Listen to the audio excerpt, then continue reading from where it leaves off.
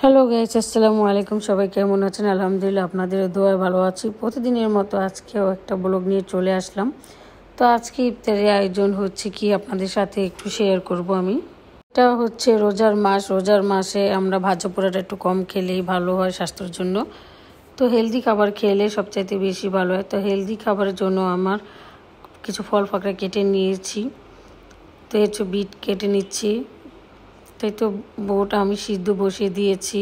তো আমার বুট সিদ্ধ হয়ে গেছে। এখন আমি নামিয়ে ভালো করে ধুয়ে নিব। তো আজকে আমি একটা ব্রোকলি এনেছি, এটা দিয়ে আমি ডিম ভাজি করবো। মেয়েকে কুচিনে দিয়ে আসার সময় আমি ব্রোকলিটা কিনে নিয়ে আসছি। তো এই তো আমি মিষ্টি আলু বসিয়ে দিয়েছি চুলে, যেহেতু আমি একটু ডায়েটে আছি। তো এই তো আমি এখন ফল ফাকড়াগুলি সব কিছু কেটে নিব। তো সকালে আমি চিয়া সিড ভিজিয়ে রেখেছিলাম, তো এটাকে এখন শরবতটা বানিয়ে নিব আমি চিয়া সিড দিয়ে। তো এই তো চিয়া সিডে আমি দিয়েছি আধা চামচ মধু, লেবু আর দিয়েছি আদার রস দিয়ে আমি ভালো করে ফেটে নিব। তো এই তো আমার চিয়া সিডের শরবতটা হয়ে গেছে। তো এই তো আমি এখন ছোলা বুটটা আমি মাখিয়ে নিব। শসা, লেবু, কাঁচামরিচ, টমেটো, ধনিয়া পাতার কুচি, এখানে দিয়েছি তেল, মধু, চাট মশলা, দিয়েছি কালো গোলমরিচ, এক টুকরো লেবু। তো লেবুর এখন আমি ভালো করে মাখিয়ে নিব। আর এই সালাডটা আপনারা খেতে পারেন, খুব ভালো লাগে খেতে, আমার খুব পছন্দের একটা খাবার। তাই তো ব্রোকলি দিয়ে আমি ডিমটা ভেজে নিব। এখন দিয়েছি কাঁচামরিচ কুচি, ধনিয়া পাতা, পেঁয়াজ কুচি দিয়েছি, দিয়ে দিলাম কালো গোলমরিচ, দিয়েছি পরিমাণ মতো লবণ।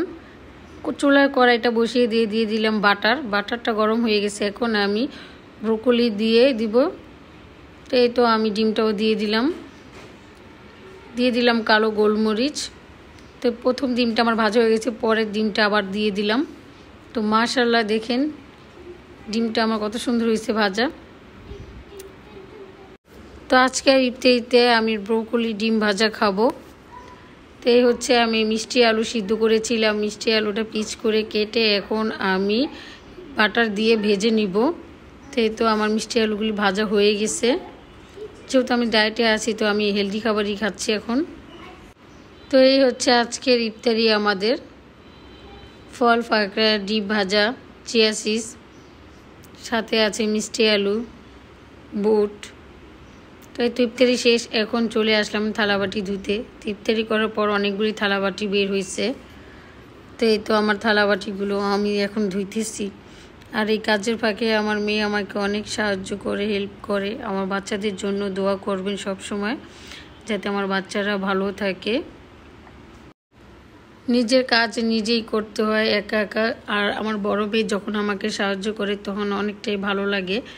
আর ওকে আর আমি কাজের কথা কি বলবো, ওর আবার পড়াশোনা অনেক চাপ, এর জন্য বেশি একটা বলি না। তারপরও অনেক কাজে হেল্প করে আমাকে, অনেক যা বলার বাইরে। তো এই তো ভাজা পোড়ার যেই তেলটা ছিল সেটা আমি ছেঁকে নিলাম।